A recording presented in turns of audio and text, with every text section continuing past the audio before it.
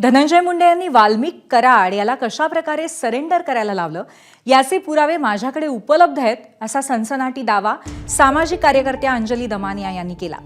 हे प्रकरण अंगावर शेकणार हे लक्षात येताच धनंजय मुंडे यांनी वाल्मिक कराडला शरण यायला लावलं असा आरोपही दमानिया यांनी केला।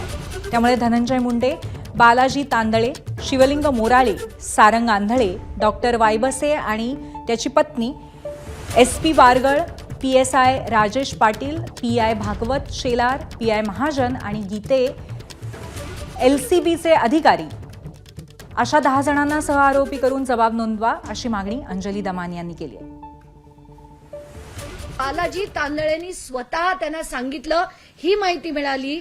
अजून एका तिसऱ्या व्यक्तीकडनं असं देखील कळतंय की आता बालाजी तांदळेवर धनंजय मुंडे जे आहेत ते भडकले आणि त्याला म्हणतात की तू जास्त बोलला म्हणून मला त्रास होतोय।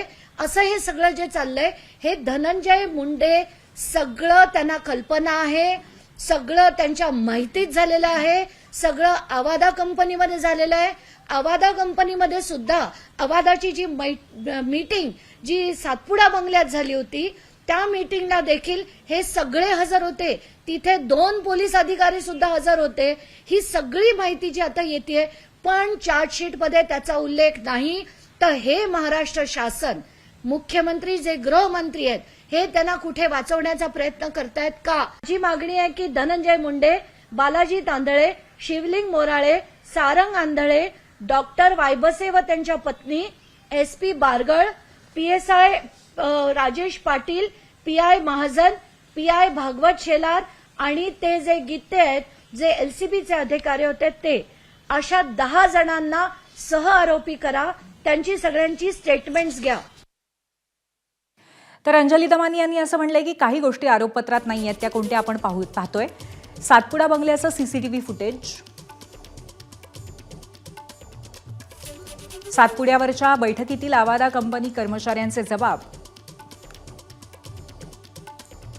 फरारांना मदत करायला कुणी सांगितलं यावर मोराळे, डॉक्टर वायबसे आणि तांदळेंचे जबाब, बालाजी तांदळेंना गुन्हेगार शोधायला पोलिसांसोबत जायला कुणी सांगितलं असा प्रश्न त्यांनी उपस्थित केला।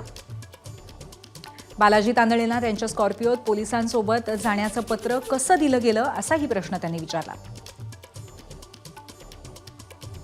11 तारखेला खंडणीचा FIR दाखल होता, संघरक्षक मागे घेतले का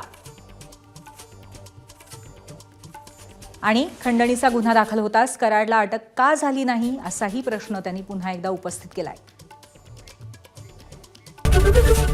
ABP माझा, उघडा डोळे बघा नीट।